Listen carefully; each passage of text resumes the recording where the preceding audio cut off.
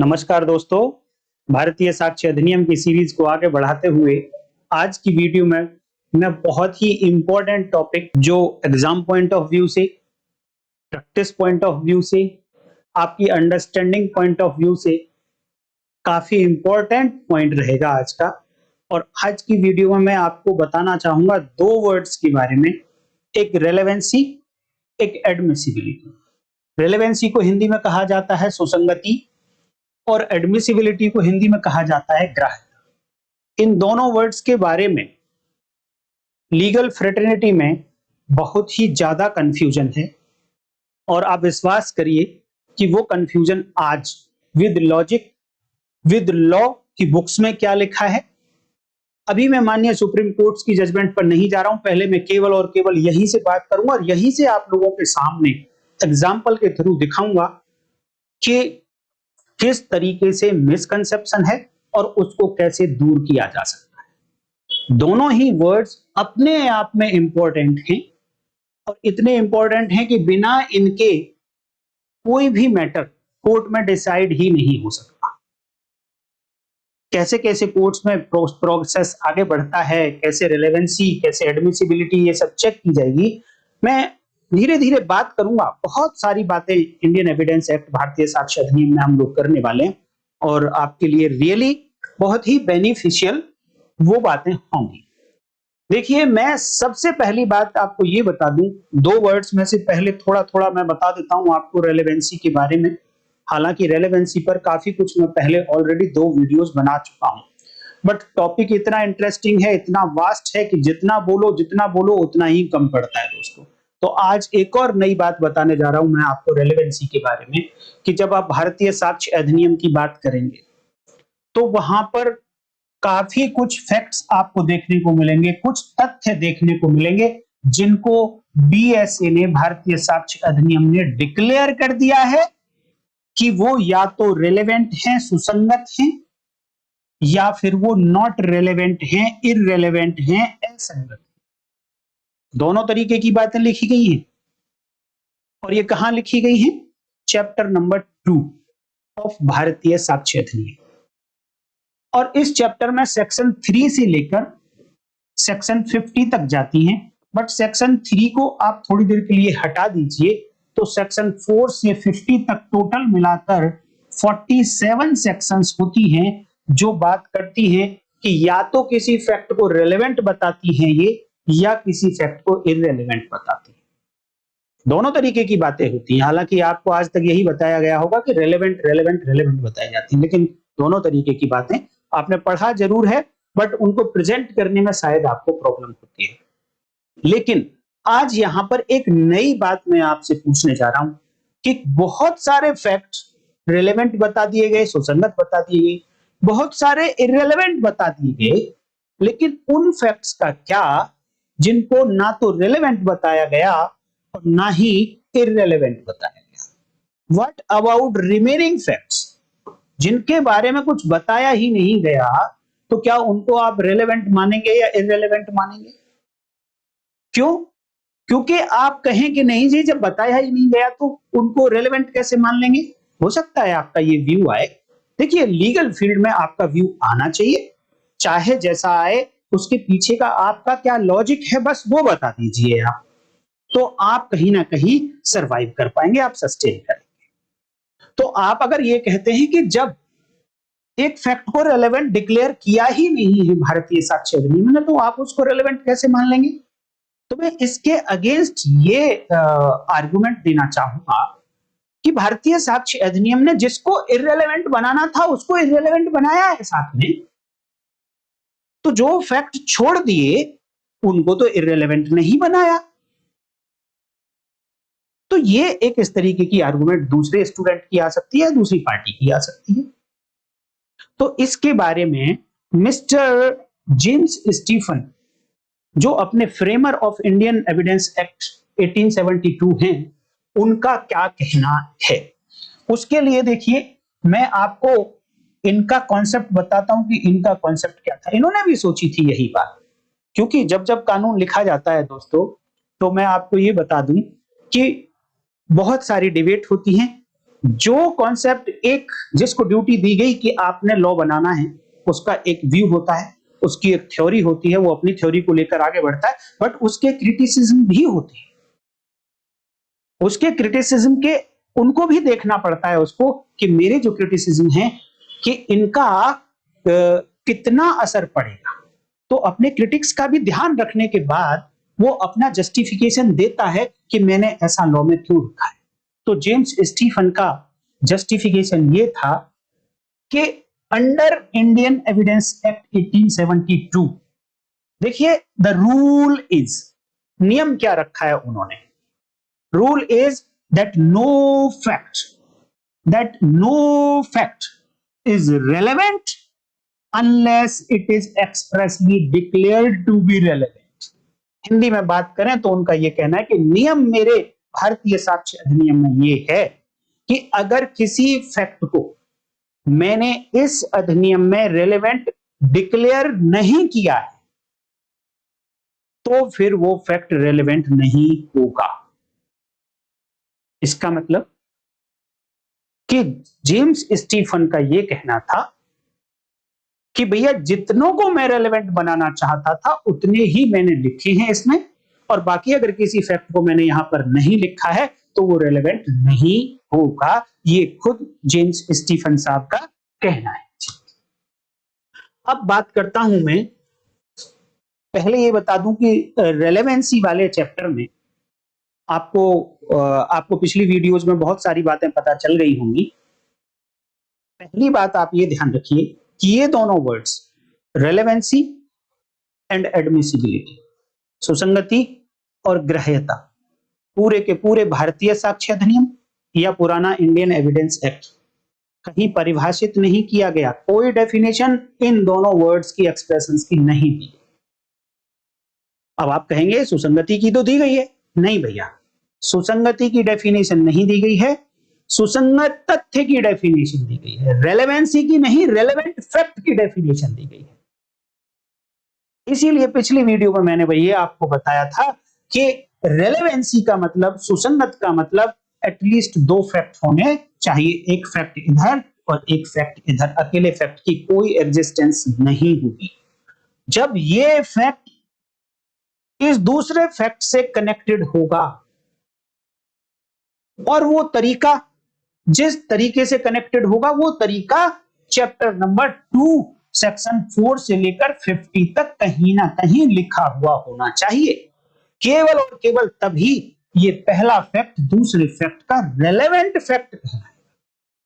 तो ये जो रिलेशन है दोनों के बीच में, जिस रिलेशन से ये दोनों कनेक्ट हुए, ये रिलेशन रेलेवेंसी कहलाती है, ये रिलेशन सुसंगति कहलाती है, और इसको डिफाइन नहीं किया गया, इसकी एक लिस्ट दी गई है और वो लिस्ट है सेक्शन 4 से लेकर 50 तक। अगर आपको रेलेवेंसी चेक करनी है तो डेफिनेशन नहीं है, लिस्ट है, इतनी सेक्शन में 47 सेक्शंस हैं, इनमें लिस्ट दी गई, बहुत सारे तरीके बताए गए, मैनर्स बताए गए कि एक फैक्ट जब दूसरे फैक्ट के साथ इस तरीके से कनेक्टेड होगा तो फिर एक फैक्ट को दूसरे फैक्ट का रेलेवेंट फैक्ट कहा जाएगा। दूसरी एक और बात बताना चाहूंगा दोस्तों, एक होता है facts in issue, facts in issue, और एक आप देख लिया अभी आपने रेलेवेंट फैक्ट होता है। भैया दोनों भी अलग अलग हैं, दोनों में डिफरेंस है। फैक्ट्स इन इशू मतलब हिंदी में बोलेंगे विवादक तथ्य। आपको एक लाइन में अगर समझना है विवादक तथ्य को, हालांकि बहुत ही डिटेल्ड वीडियो मैंने इसके ऊपर बनाई हुई है, आप YouTube सर्च बार में लिखेंगे फैक्ट्स इन इशू और साथ में लिख देंगे लीगल नेम, तो वो वीडियो निकल कर आ जाएगी। किसी भी टॉपिक पर अगर आप सर्च मारना चाहते हैं कि मेरी वीडियो उस पर है या नहीं, तो आप YouTube सर्च बार में वो टॉपिक लिख देंगे, उस टॉपिक से कनेक्टेड कुछ वर्ड्स लिख देंगे, साथ में लीगल नेम लिख देंगे, तो मेरी वीडियो निकल कर आ जाएगी। आप इस वीडियो को देख लीजिए, बट एक लाइन में मैं आपको बताना चाहता हूं कि एटलीस्ट आपको पता होना चाहिए कि फैक्ट्स इन इशू विवादक तथ्य क्या होगा। देखिए पहले कोई केस होगा, कोई भी केस होगा, और केस जब बनता है, जब ऑफेंस या तो रजिस्टर हो जाएगा या उसका कॉग्निजेंस हो जाएगा। अब जैसे ही ये ऑफेंस केस में बदल गया है, बट स्टिल ऑफेंस इसके अंदर है। तो जब आप सब्सटेंशियल लॉ पढ़ते हैं जब आप सब्सटेंशियल लॉ पढ़ते हैं तो किसी भी ऑफेंस को, अपराध को बनाने के लिए उसके लिए मूल तत्व होते हैं, उसके इंग्रेडिएंट्स होते हैं। जैसे कि अगर आप थेफ्ट, चोरी के ऑफेंस की बात करेंगे तो एटलीस्ट 5 इंग्रेडिएंट्स आपको चाहिए। जब 5 इंग्रेडिएंट कंप्लीट हो जाएंगे तभी आप कहेंगे कि थेफ्ट का ऑफेंस कंप्लीट हो गया है। अगर एक भी इंग्रेडिएंट मिसिंग है तो वो थेफ्ट फिर चोरी नहीं कहलाएगी।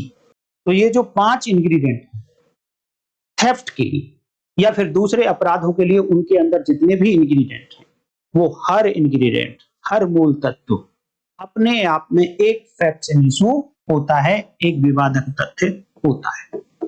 इतना तो आप एटलीस्ट याद रखेंगे, बाकी विवादक तथ्य की डेफिनेशन से समझ लेना। तो भारतीय साक्ष्य अधिनियम में जब आप सेक्शन नंबर 3 पढ़ते हैं तो वहां पर यह बताया गया, यही सेक्शन पहले 5 होती थी इंडियन एविडेंस एक्ट में, और यहां पर यह बताया गया, शब्दों पे आपको जरूर ध्यान देना है दोस्तों। अगर आपको अच्छे लॉयर बनना है, अच्छा लॉ का स्टूडेंट बनना है, आपको एक अच्छा जुडिशियल ऑफिसर बनना है, तो आपको वर्ड्स पर जरूर ध्यान देना होगा। सेक्शन 3 में यह कहा गया कि evidence may be given, word use हुआ है एविडेंस में बी गिवन, और किसके बारे में भैया? Evidence may be given relating to 2 things, 2 बात के बारे में एविडेंस दी जा सकती है। नंबर 1, फैक्ट्स इन इशू और other facts, declared relevant by the chapter of relevancy. It means other facts which are declared relevant by the chapter number 2. It means other facts which are declared relevant from section 4 to section 50.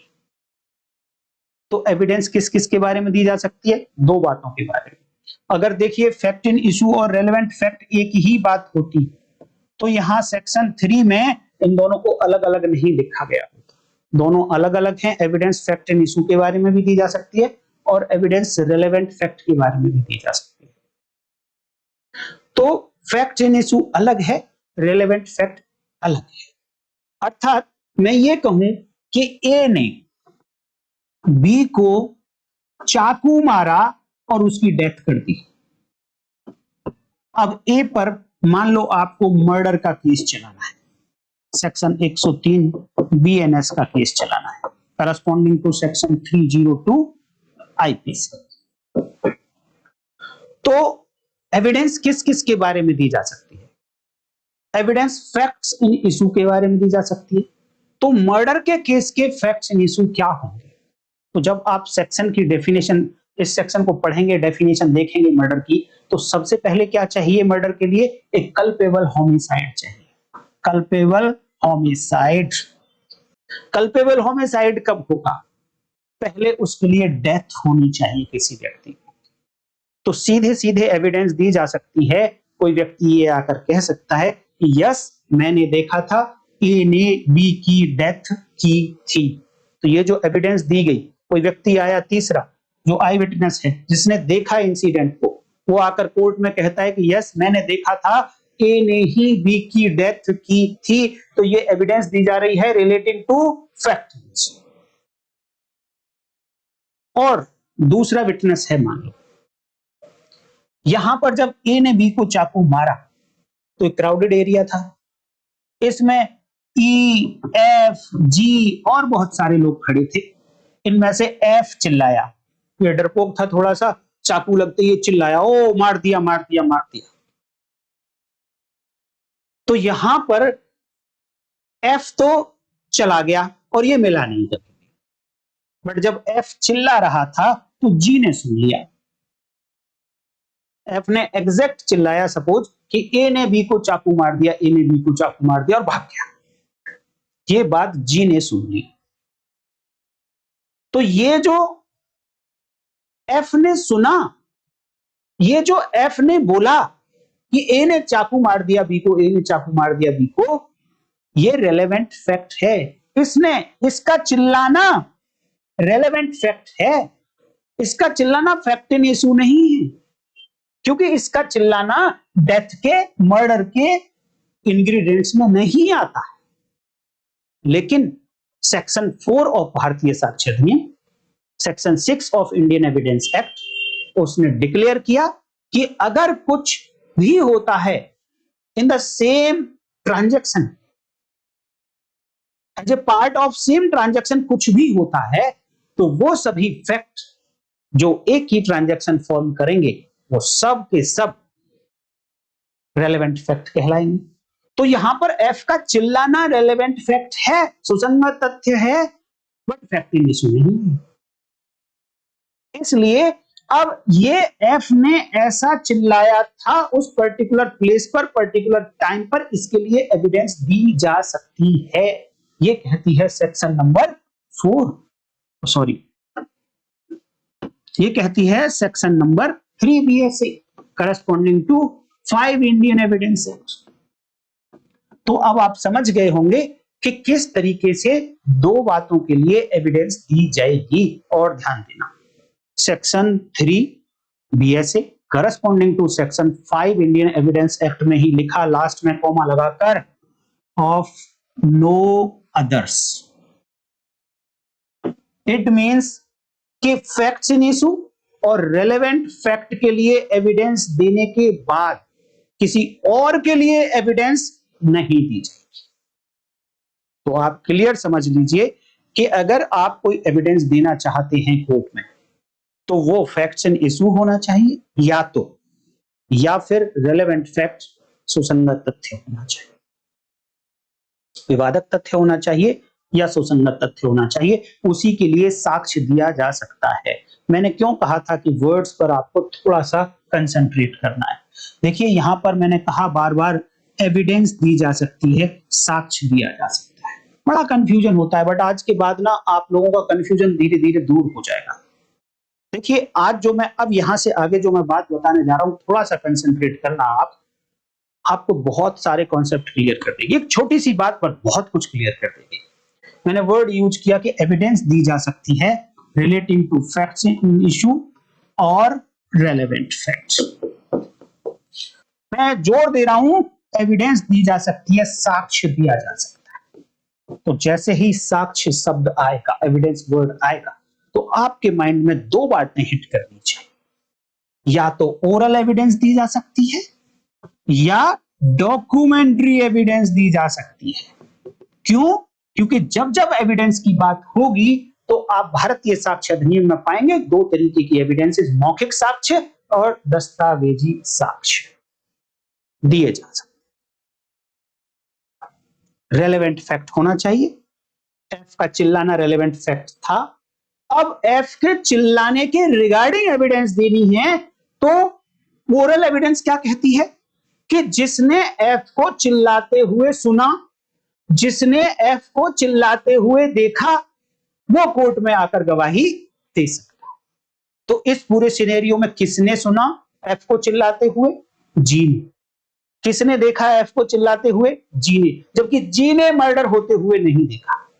ए ने जब B को चाकू मारा तो वो जी ने नहीं देखा। जी ने केवल इतना सुना कि वो एफ चिल्ला रहा था कि ए ने बी को मार दिया, ए ने बी को मार दिया। तो अब कोर्ट में कौन आएगा? जी आएगा।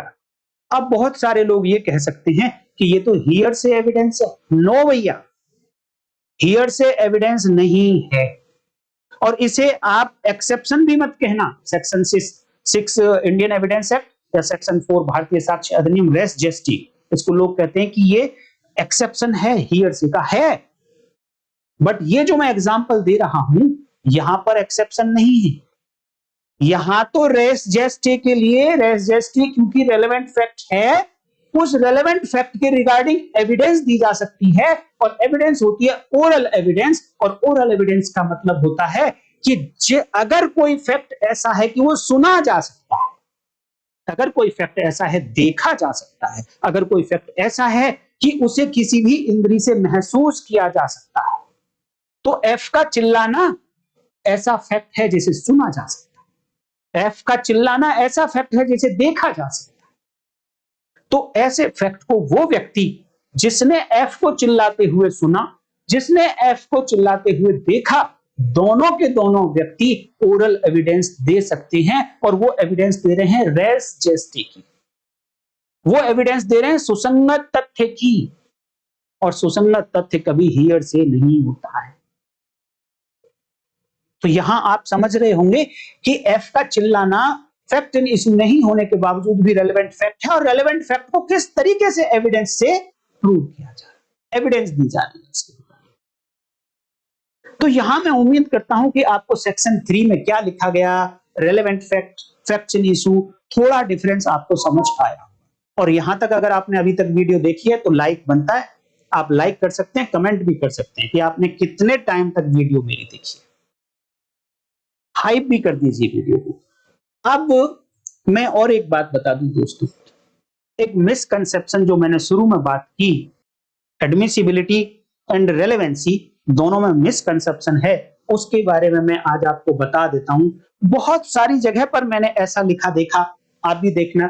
मैं आपको अब मेरा टेलीग्राम चैनल है, यूट्यूब में लिंक है डिस्क्रिप्शन में, आप ज्वाइन करो, मैं वहां पर एक फोटो आपको भेजूंगा, इस तरीके के कुछ वर्ड्स आपको वहां पर लिखे हुए मिलेंगे। लेकिन दोस्तों, विद ड्यू रेस्पेक्ट मैं ये कहना चाहूंगा कि बहुत ज्यादा गलत लिखा जाता है। विद ड्यू रेस्पेक्ट मैं प्रूव करूंगा आज इस बात को, बशर्ते कि आप वीडियो को लास्ट तक देखते रहिए। हो सकता है बड़ी हो जाए वीडियो, पर देखिए आपको बहुत कुछ सीखने को मिलेगा, और पढ़ना तो आप लॉ सीख ही जाएंगे कि ऐसे ही आपको लॉ को पढ़ना चाहिए। क्या लिखा हुआ, all relevant facts are admissible unless they are expressly excluded. क्या ये सेंटेंस ठीक है? आप कमेंट करके बताइए। थोड़ी देर के लिए वीडियो को पॉज कर लीजिए, मैं रुक गया, जब तक आपका कमेंट नहीं आ जाएगा मैं आगे नहीं पढ़ूंगा। देखिए, उम्मीद करता हूं कि आपने कमेंट कर दिया होगा। इसमें लिखा गया है कि जितने भी रेलेवेंट फैक्ट्स हैं, जितने भी सुसंगत तथ्य हैं, वो सब एडमिसिबल होंगे जब तक कि उनको एडमिसिबल करने से एक्सप्रेसली मना ना कर दिया हो। एडमिट करने से जब तक एक्सप्रेसली का मतलब लॉ में लिखकर मना ना कर दिया हो, तब तक हर रेलेवेंट फैक्ट एडमिसिबल होगा। इस सेंटेंस को आप ध्यान से पढ़ लेना, आप चाहो तो एग्जाम में लिख के भी आ जाना, क्योंकि सब जगह लिखा जा रहा है तो मैं क्या कर सकता हूं। बट मैं आज एक लॉजिक आपको दिखाने वाला हूं। मेरा ये मानना है विद ड्यू रिगार्ड कि ये स्टेटमेंट गलत है। क्यों गलत है? देखिए, यहां बात हो रही है रेलेवेंसी की, और यहां बात हो रही है एडमिसिबिलिटी की।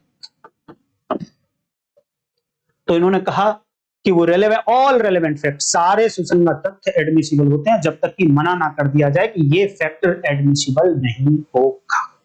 दूसरे तरीके से भी लिखा जाता है, जरूरी नहीं है कि जो फैक्ट एडमिट किया जाएगा, जो फैक्ट एडमिसिबल होगा, वो हर हालत में रेलेवेंट भी हो, ऐसा लिखा जाए। बट आज आप एक नया व्यू ले लीजिए, और मेरा मानना है कि जब भी आप कहीं बोलें, आप ऐसे ही बोलें, धड़ल्ले के साथ बोलें, लॉजिक भी साथ में ले लीजिए। देखिए, जब जब रेलेवेंसी की बात होगी तो it is connected to facts. Note कर लो ये वाले सेंटेंसेस।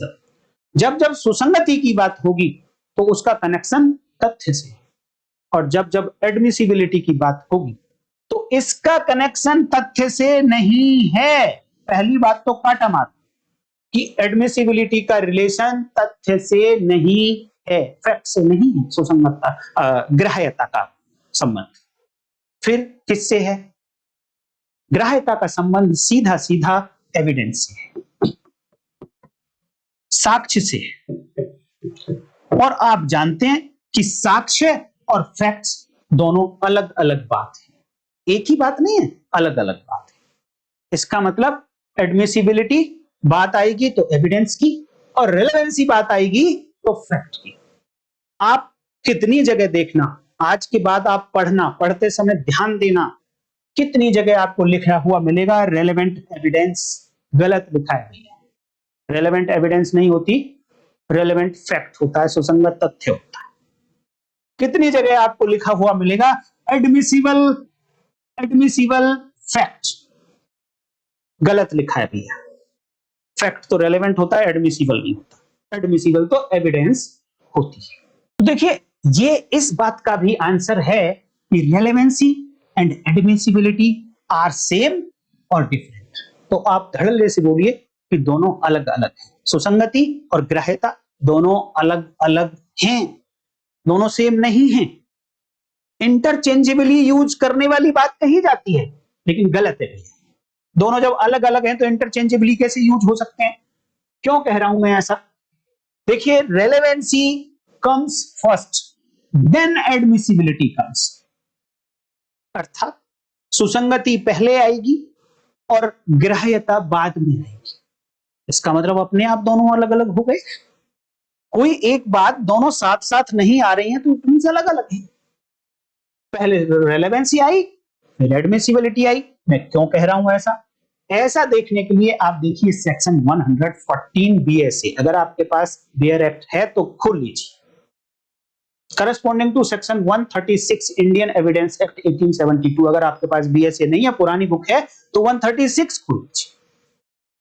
मैं आपको पढ़कर दिखाऊं और इस सेक्शन से आपका पूरा का पूरा कॉन्सेप्ट आज चेंज हो जाएगा। हेडिंग देखिए क्या है, जज to decide as to admissibility of evidence.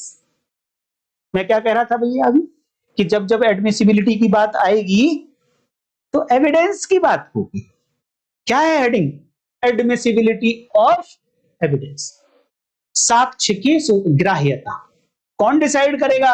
जज साहब डिसाइड करेंगे। जज टू डिसाइड।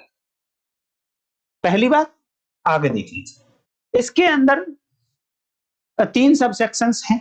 मैं केवल और केवल एक सबसेक्शन, पहली सबसेक्शन बताऊंगा आपको और वहीं से आपका कॉन्सेप्ट क्लियर हो जाएगा। देखिए, सबसेक्शन 1 कहती है when either party proposes to give evidence. जो केस में पार्टीज हैं, 2 हैं या 2 से ज्यादा है, either party proposes to give evidence, उन पार्टीज में से कोई भी पक्ष साक्ष्य देना चाहता है। क्या देना चाहता है? साक्ष्य देना चाहता है। इट मींस अभी तक फैक्ट की बात नहीं आई, वो एविडेंस देना चाहती है पार्टी। और एविडेंस किस बात की देना चाहती है, यहां से देखना आप, आपका माइंड क्लियर हो जाएगा। एविडेंस देना चाहती है, but evidence of what? Evidence of any fact. It means तथ्य को साबित करना है या साबित नहीं करना है, ना साबित करना है, उसके लिए क्या देना है? साक्ष्य देना है। तो साक्ष्य का और फैक्ट का दोनों अलग अलग हैं और अपना रिलेशन है कि इस तथ्य को, इस फैक्ट को प्रूव करने के लिए, डिसप्रूव करने के लिए एविडेंस की आवश्यकता होगी। और एविडेंस होती है ओरल या डॉक्यूमेंट्री। इस फैक्ट को प्रूव करने के लिए या तो ओरल विटनेस आ जाए, ओरल गवाही दे जाए, या फिर डॉक्यूमेंट ले आओ उसको प्रूव या डिसप्रूव करने के लिए। तो एविडेंस किस बात की? किसी फैक्ट की रिगार्डिंग कोई एविडेंस देना चाहती है कोई पार्टी, तो पहली एविडेंस दे रहा है। आप देखिए जज का क्या काम है, जैसे ही वो कहेगा मैं एविडेंस देना चाहता हूं, इस फैक्ट के लिए, इस तथ्य के लिए साक्ष्य देना चाहता हूं, तो जज में आस्क द पार्टी, जज उस पार्टी से कह सकता है, जज उस पार्टी से पूछ सकता है। कौन सी party?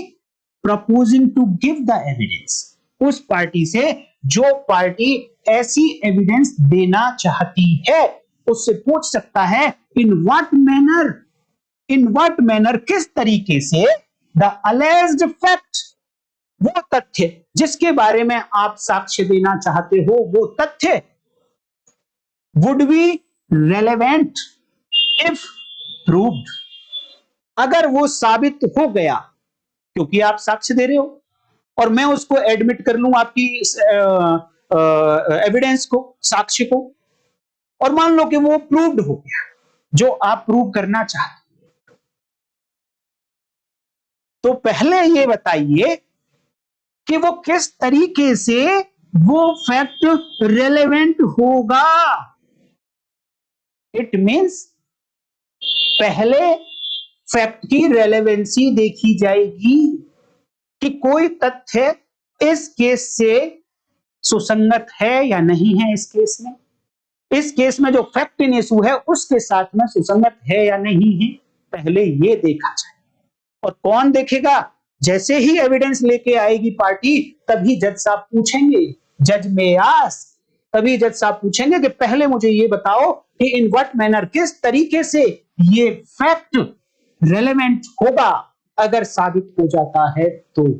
In what manner means किस तरीके से, मीन्स कि वो 47 तरीके जो भारतीय साक्ष्य अधिनियम में लिखे गए सेक्शन 4 से लेकर 47 तक, उनमें से कौन से तरीके से ये फैक्ट सुसंगत होगा, पहले मुझे आप ये बता दीजिए, देन मैं आपकी एविडेंस को एडमिट कर लूंगा। और अगर आप ये नहीं बता पाए तो आपकी एविडेंस इनएडमिसिबल होगी, उसको ग्राह्य नहीं किया जाएगा। इट मींस रेलेवेंसी फैक्ट की है, एडमिसिबिलिटी एविडेंस की है। तो आज के बाद आप कभी भी ऐसा मत लिखना कि एडमिसिबिलिटी फैक्ट और relevancy of evidence. No, relevant evidence कभी नहीं लिखोगे, एडमिसिबल फैक्ट कभी नहीं लिखोगे। आप लिखोगे, अगर रेलेवेंसी की बात आएगी तो फैक्ट लिखोगे, एडमिसिबिलिटी की बात आएगी तो एविडेंस लिखोगे। जज साहब मना किसको करेंगे? साक्ष्य। अगर वो फैक्ट रिलेवेंट नहीं है तो उस साक्ष्य को वो कह सकते हैं कि पहले आपने रेलेवेंट प्रूव कर दिया तो मैं नेक्स्ट स्टेप पे जाऊंगा, अदरवाइज मैं नेक्स्ट स्टेप पर नहीं जाऊंगा। और नेक्स्ट स्टेप क्या है दोस्तों? कि जैसे ही मान लो इस पार्टी ने प्रूव कर दिया कि यस, सेक्शन 4 से लेकर 47 में जितने भी मैनर्स बताए गए, तरीके बताए गए, उनमें से किसी ना किसी, मान लो सेक्शन 4 में ये एफ ने ऐसा चिल्लाया था और जी ने इस चिल्लाने को सुना था, तो जी इस सेक्शन 4 के अंदर बताए गए रेस जेस्टे को प्रूव करने के लिए जी ला रहा हूं, और जो जी की एविडेंस होगी, ओरल एविडेंस, मौखिक साक्ष्य, वो एक रेलेवेंट तथ्य को प्रूव करेगा। तो जज साहब ने कहा कि यस, अब आप एविडेंस ला सकते हो। नेक्स्ट क्वेश्चन, जब ये डिसाइड हो गया कि फैक्ट तो रेलेवेंट है जिस फैक्ट के लिए एविडेंस दी जानी है, तो अब यहां से जज साहब कहेंगे यस, अब मैं एविडेंस को एडमिसिबल कर लूंगा। चलिए, इसी सेक्शन का मैं नेक्स्ट पार्ट और बता देता हूं, वहां से भी आपको क्लैरिटी आएगी कि जैसे ही जज साहब ने क्वेश्चन पूछा, पार्टी ने जवाब दिया कि किस तरीके से रेलेवेंट होगा, देन द जज शैल, देखिए जज शैल, जज को बाउंड किया जा रहा है, लेकिन कब बाउंड किया जा रहा है? जज शैल एडमिट द एविडेंस। जो एविडेंस देने की कोशिश की जा रही थी उससे वो पूछा गया कि आप बताइए कैसे रेलेवेंट होगा, उसने बता दिया सेक्शन 4 में रेलेवेंट होगा। देन जज शैल एडमिट सच एविडेंस, ऐसी एविडेंस को एडमिट करेगा, लेकिन कब? If he thinks that the fact if proved would be relevant, जब वो अपने आप को सेटिस्फाई कर लेंगे कि जो जवाब पार्टी ने दिया है वो सही है और ये फैक्ट, जो फैक्ट के लिए साक्ष्य दिया जा रहा है वो रेलेवेंट है, एंड नॉट अदरवाइज, और कोई तरीका नहीं होगा उस एविडेंस को एडमिसिबल बनाने के लिए। केवल और केवल एक ही तरीका होगा कि आपको बताना पड़ेगा कि जिस तथ्य को साबित करने के लिए, ना साबित करने के लिए मैं साक्ष्य देना चाह रहा हूं, वो तथ्य रेलेवेंट है, सुसंगत है, और किस मैनर से है वो मैनर साथ में बताना पड़ेगा। तो मैं थोड़ा सा कंक्लूजन की तरफ आता हूं। अब देखिए, ऑल फैक्ट्स वेदर रेलेवेंट और इररेलेवेंट, वो सभी फैक्ट चाहे सुसंगत हैं चाहे असंगत हैं, are mentioned in chapter number 2. The name of chapter number 2 is of relevancy of facts.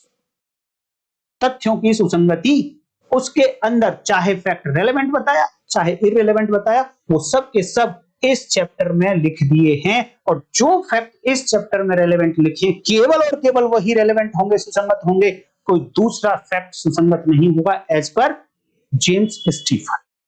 और ये सेक्शन कौन सी है? सेक्शन 4 से लेकर 50। हालांकि चैप्टर नंबर 2 में 3 से लेकर 50 है, बट 3 तो वो बात करती है जो मैंने अभी पीछे बताया कि evidence may be given to relating to the facts in issue and relevant fact, no others.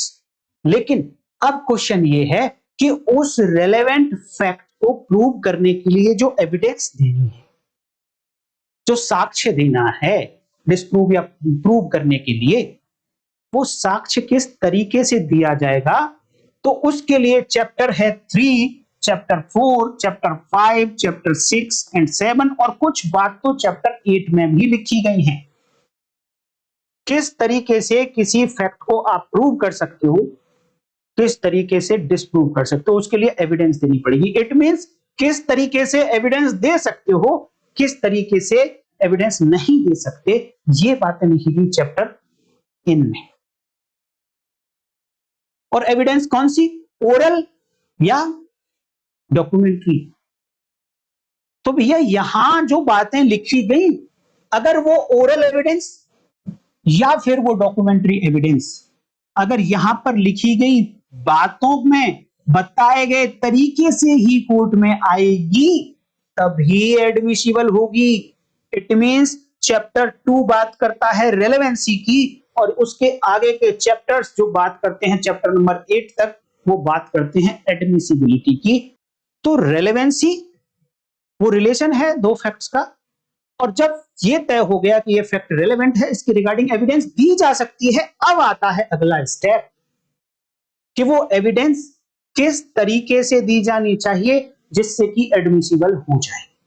तो कुछ फ्रेंड्स, मेरे व्यूअर्स ने कमेंट किया था कि जी ऑब्जेक्शंस के बारे में बताया जाए हमें कि कब कब हमें ऑब्जेक्शन करना चाहिए। तो पहला पार्ट तो यही है कि जिस फैक्ट को प्रपोज किया जा रहा है कि इसके लिए मुझे एविडेंस देनी है, कोई पार्टी कहती है और आपको लगता है कि वो फैक्ट रेलेवेंट नहीं है, तो आपको ऑब्जेक्शन करना है। पहली बात, ऑब्जेक्शन रिगार्डिंग रेलेवेंसी। अब मान लो कि रेलेवेंट फैक्ट था तो अब तो ऑब्जेक्शन नहीं कर पाएंगे। देन अगर अब आपको चेक करना है आगे के पार्ट में कि ये जो एविडेंस दे रहे हैं, तो एविडेंस तो दो तरीके की, आइदर ओरल और डॉक्यूमेंट्री, और इनको देने के तरीके बताए गए कि ओरल होगी तो डायरेक्ट होगी, जिसने देखा जिसने सुना वही व्यक्ति होना चाहिए। तो जो फैक्ट है पहले आपको यह चेक करना है कि वो फैक्ट है कैसा, क्या उसको देखा जा सकता है, क्या उसको सुना जा सकता है, क्या उसको सूंघा जा सकता है। गवाही देने वही व्यक्ति आएगा जिसने सुना जा सकता है तो सुना है, देखा जा सकता है तो देखा है, सूंघा जा सकता है तो सूंघा है, टेस्ट किया जा सकता है तो टेस्ट किया है। वही व्यक्ति क्या कोर्ट के सामने है? अगर आप पाते हैं वो व्यक्ति नहीं है, फैक्ट तो रेलेवेंट था, लेकिन इस फैक्ट को प्रूव करने के लिए वो व्यक्ति नहीं है जो डायरेक्ट एविडेंस दे सकता है, तो आपको फिर ऑब्जेक्शन करना है। अब है objection regarding admissibility of this evidence, admissibility of this oral evidence.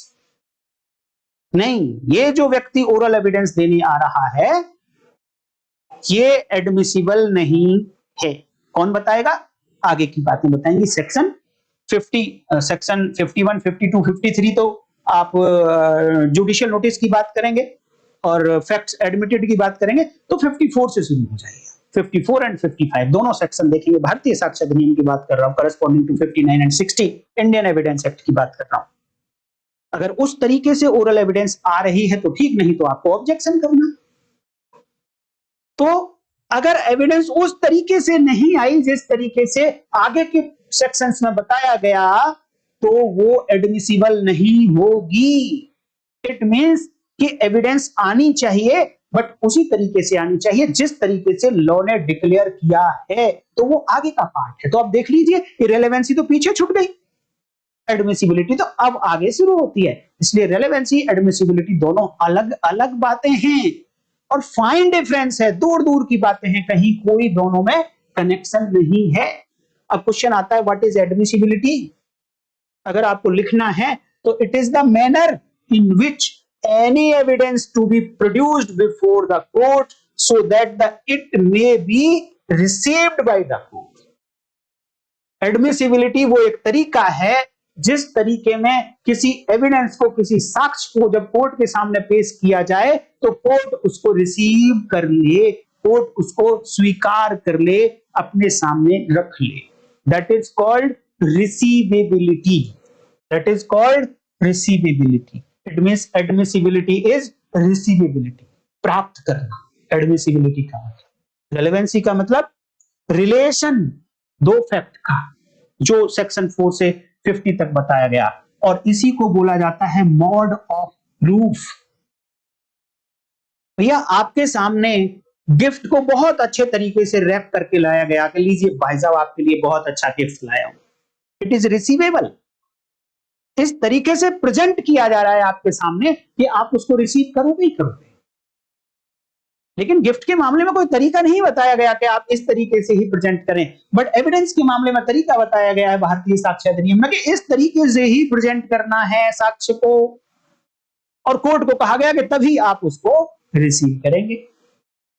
It means presentable manner में जब एविडेंस कोर्ट के सामने किसी फैक्ट को प्रूव करने के लिए दी जाएगी या डिस्प्रूव करने के लिए दी जाएगी, देन वो मैनर ऑफ प्रेजेंटेशन, प्रस्तुति का तरीका, जो सेक्शन 54, 55 में बताया गया रिगार्डिंग ओरल एविडेंस, और इसके आगे बताया गया रिगार्डिंग डॉक्यूमेंट्री एविडेंस, उस तरीके से आएगी, देन इट इज एडमिसिबल, और तब वो एडमिसिबिलिटी कहलाएगी।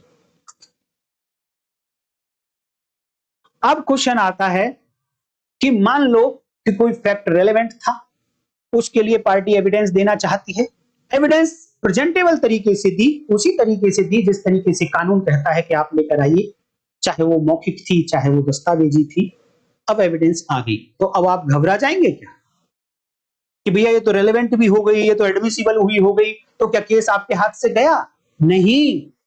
नेक्स्ट स्टेप आता है कि ये जो एविडेंस है, दो बातें हो सकती हैं कि ये ओरल एविडेंस हो सकती है, मौखिक हो सकती है, या डॉक्यूमेंट्री एविडेंस हो सकती है।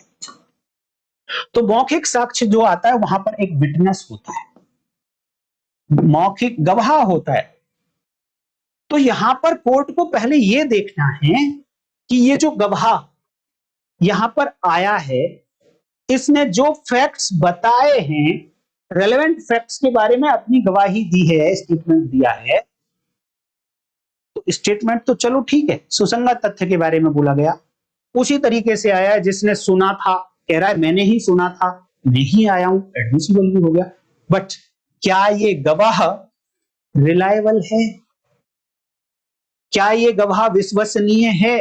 इस पर इतना विश्वास किया जा सकता है कि ये सच बोल रहा है? इसकी बातों पर विश्वास किया जा सकता है क्या? क्या ये क्रेडिबल है? इसके क्रेडिट को इंपीच करने के लिए एडवर्स पार्टी क्रॉस एग्जामिनेशन करती है। क्रॉस एग्जामिनेशन में इसकी क्रेडिबिलिटी को हिलाने की कोशिश करती है। क्रेडिबिलिटी को इंपीच करते करते लॉ ने छूट दी है कि आप कुछ ऐसे क्वेश्चंस पूछ सकते हो। क्या कर सकते हो? क्वेश्चंस पूछ सकते हो। क्रॉस एग्जामिनेशन में वो एविडेंस नहीं दे रहा है, क्वेश्चंस पूछ सकते हो जो रेलेवेंट भी नहीं है, बट आप उन क्वेश्चंस को पूछोगे तो लॉ ने एडमिट किया, क्योंकि लिखा है कि आप ये क्वेश्चंस पूछ सकते हो to veracity, to check the veracity of the witness, to impeach the credibility of the witness. इसकी विश्वसनीयता को आप खंडन करने के लिए आप कुछ क्वेश्चंस पूछ सकते हो जो रेलेवेंट नहीं भी, लॉ ने परमिट किया है। अब इस स्टेटमेंट के बारे में मैं बताता हूं आपको कि क्यों लोग ऐसा कहते हैं कि all relevant facts are admissible unless they are expressly exclude. क्यों ऐसा बोलते हैं? एग्जाम्पल क्या देते हैं? देखिए, वो कहते हैं कि हस्बैंड ने सपोज एक मर्डर किया, अपनी वाइफ को जाके बता दिया। मर्डर किया हस्बैंड ने, और मर्डर करने के बाद अपनी वाइफ को जाकर बता दिया कि मैंने आज एक को उड़ा दिया, खत्म कर दिया, मार दिया है। तो ये कम्युनिकेशन है हस्बैंड एंड वाइफ के बीच। आज की डेट में सेक्शन 128 BSA, वहां पर बताया गया कि हस्बैंड एंड वाइफ के बीच का जो कम्युनिकेशन है उसे कोर्ट एडमिट नहीं करेगी। तो इसके लिए एग्जांपल देते हैं लोग कि देखिए ये फैक्ट तो रेलेवेंट है, इवन देन एडमिसिबल नहीं है। सेक्शन 128 ने डिक्लेयर कर दिया कि इसको एडमिट नहीं किया जाएगा। भैया बड़ा मिसकंसेप्शन फिर से, यहां पर फिर से क्या गलत बता रहे हैं, देखिए मैं आपको समझाने की कोशिश करता हूं। देखिए फैक्ट क्या है, हस्बैंड ने बोला वाइफ को आकर कि मैंने ए का मर्डर कर दिया है। ये जो सिनेरियो यहां दिखाई दे रहा है, इसमें फैक्ट क्या है? तो आपको फैक्ट की डेफिनेशन जो मैंने शुरू में ही बताया कि हर वो बात, हर वो थिंग, हर वो चीज जिसे किसी भी इंद्री से महसूस किया जा सकता हो, वो फैक्ट है। तो अब आप वीडियो को पॉज करिए और ये बताइए कि इस सिनेरियो में कौन कौन सी बातें इंद्रियों से महसूस की जा सकती हैं। जो भी आप ढूंढोगे कि ये इंद्री से महसूस किया जा सकता है, वो एक फैक्ट होगा। तो यहां पर सीन फिर से बताता हूं, हस्बैंड ने बोला वाइफ को आकर मैंने आज ए का मर्डर कर दिया। तो यहां पर दो फैक्ट हैं कि हस्बैंड और वाइफ आमने सामने खड़े हैं, ये देखा जा सकता है, तो एक फैक्ट हो गया। हस्बैंड ने वाइफ से बोला और अपने गिल्ट को एक्सेप्ट किया है।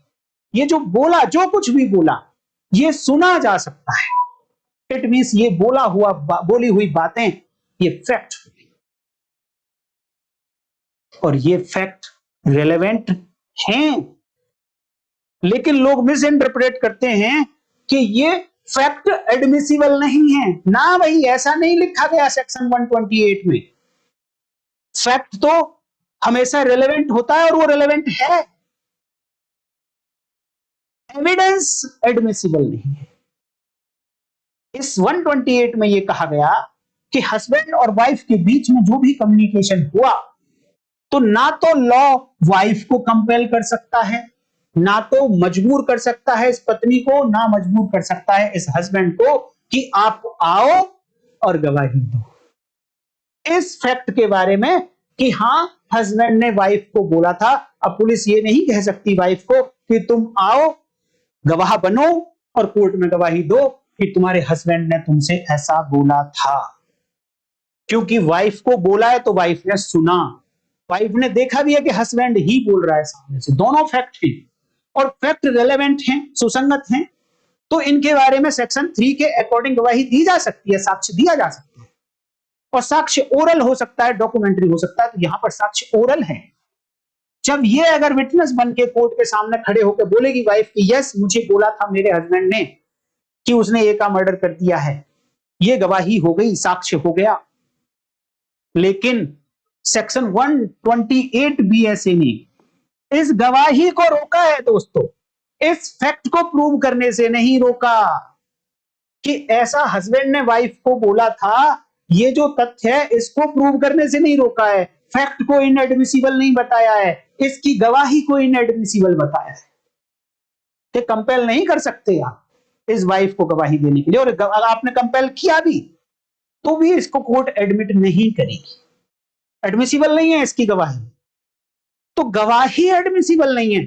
अब मैं इसमें थोड़ा सा चेंज करता हूं इस सिचुएशन कि जिस समय पर इस हस्बैंड ने अपनी वाइफ को बोला आकर मैंने ए को मार दिया, उस समय इन दोनों का बच्चा खड़ा था, यहां पर इन दोनों का सन खड़ा था 9 साल का, 9 इयर्स, और उसने ये बात सुन ली, ये बात सुन ली कि मेरे पिताजी ने मेरी मदर को बोला आकर कि ए का मर्डर कर दिया है उन्होंने। किसने सुना? इन दोनों के बेटे ने। ये जो बोला गया ये एक फैक्ट है, ऐसा फैक्ट है जो सुना जा सकता है। हस्बैंड ने बोला है वाइफ को, ये ऐसा फैक्ट है देखा जा सकता है। तो हस्बैंड, बच्चे ने देखा भी और बच्चे ने सुना भी।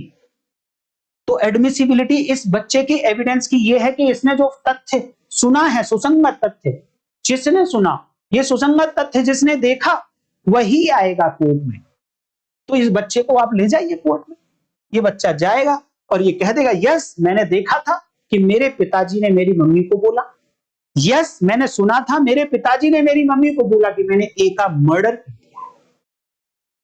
ये साक्ष्य है। और इसी फैक्ट को, जिस फैक्ट को अभी कुछ लोग कह रहे थे कि नहीं इस फैक्ट को एडमिट नहीं करेगी कोर्ट, इसी फैक्ट को एडमिट कर रही है, बट एविडेंस चेंज हो गई है। अब एविडेंस बच्चे की है, वाइफ की नहीं है। और 128 केवल वाइफ की एविडेंस को रोकती है, इन्हें एडमिशन करती है, एडमिसिबल करती है, लड़के की एविडेंस को इनएडमिसिबल नहीं करती। अर्थात कि हस्बैंड और वाइफ के बीच में जो भी कम्युनिकेशन हुआ वो एक फैक्ट है, सुसंगत तथ्य है, रेलेवेंट फैक्ट है, बट इस फैक्ट को प्रूव करने से कभी नहीं रोका गया, उसको इररिलेवेंट कभी नहीं बनाया गया। हाँ, इसके रिगार्डिंग एविडेंस कौन देगा? अगर वाइफ देगी तो इनएडमिसिबल, अदर देन वाइफ अगर कोई भी व्यक्ति सुन लेता है तो इट इज एडमिसिबल। तो मैं उम्मीद करता हूं दोस्तों कि आज के बाद आप कंफ्यूज नहीं होंगे कि रेलेवेंसी क्या है, एडमिसिबिलिटी क्या है। हमेशा रेलेवेंसी के साथ आप फैक्ट की बात करेंगे और एडमिसिबिलिटी के साथ में आप एविडेंस की बात करेंगे। अरे भैया, अगर किसी फैक्ट को इररिलेवेंट बनाना ही था लॉ ने तो उस चैप्टर में ही नहीं लिखता, चैप्टर नंबर 2 में। अब आप एक तरीके से ये कह रहे हो कि चैप्टर नंबर 2 में कुछ लिख दिया है लेकिन फिर भी इनएडमिसिबल बना दिया है आगे जाके लॉ ने, तो फिर भैया लिखने का क्या फायदा था, यहां पर क्यों लिखा उसको? गलत पढ़ रहे हैं, गलत समझ रहे हैं। फैक्ट को कभी नहीं रोका है, फैक्ट को कभी भी इनएडमिसिबल नहीं बनाया, रेलेवेंट फैक्ट को। जितने भी फैक्ट इनएडमिसिबल थे उनको तो रेलेवेंसी वाले चैप्टर में रखा ही नहीं है। तो फैक्ट तो इनएडमिसिबल कभी हो ही नहीं सकता, रेलेवेंट फैक्ट ऑलवेज एडमिसिबल, पर डिपेंड करेगा कि एविडेंस किससे आ रही है। तो जहां प्रिविलेज्ड कम्युनिकेशंस हैं वहां पर विटनेस को मना किया गया। और ध्यान देना कि ये वाली सेक्शन चैप्टर ऑन विटनेस में है, चैप्टर का नाम है ऑन विटनेस। तो यहां पर जितनी बातें लिखी गई है विटनेस के बारे में लिखी गई है, फैक्ट के बारे में बहुत कम बातें की है। तो यहां विटनेस को रोका जा रहा है और बताया जा रहा है कि कौन विटनेस गवाही दे सकता है, कौन विटनेस गवाही नहीं दे सकता, तथ्य के बारे में।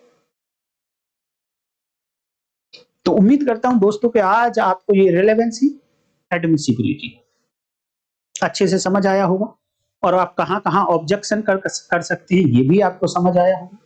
अगर वीडियो अच्छी लगी है तो लाइक हाइप जरूर कर दीजिए, कमेंट करके बताइए। अब ये मुझे पहले बताना जरूरी था दोस्तों, अदरवाइज आप पूरी रेलेवेंसी वाले चैप्टर को पढ़ जाते, समझ भी लेते, फिर भी कहीं ना कहीं कंफ्यूज ही रहते।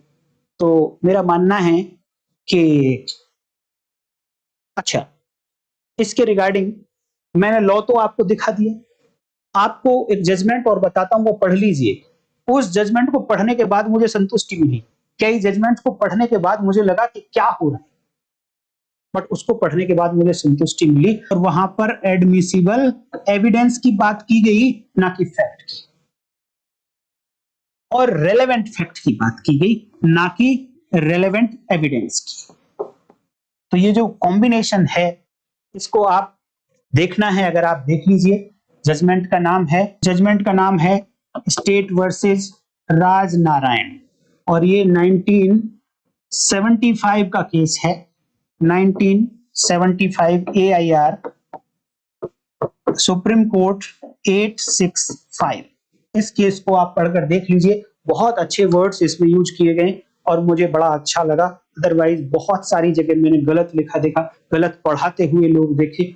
मैं उम्मीद करता हूं कि आप अच्छी जगह हैं और पूरा भरोसा आपको दिलाता हूं कि आप अच्छी जगह हैं। आप कॉन्फिडेंस के साथ चैनल को सब्सक्राइब कर सकते हैं। परफेक्ट बातें लॉजिक के साथ मिलेंगी। अगर मुझे पाते हो आप कि मेरा लॉजिक गलत है तो आप कमेंट करके जरूर बताइएगा, मैं फिर से पढ़ूंगा। अगर इंप्रूवमेंट होगी तो इंप्रूव करके बताऊंगा, अगर इंप्रूवमेंट नहीं होगी तो मैं आपको कहूंगा कि मैं ठीक हूं और इस कारण से ठीक। तो आज की वीडियो में इतना ही दोस्तों, नमस्कार, कल फिर मिलेंगे, तब तक के लिए जय हिंद।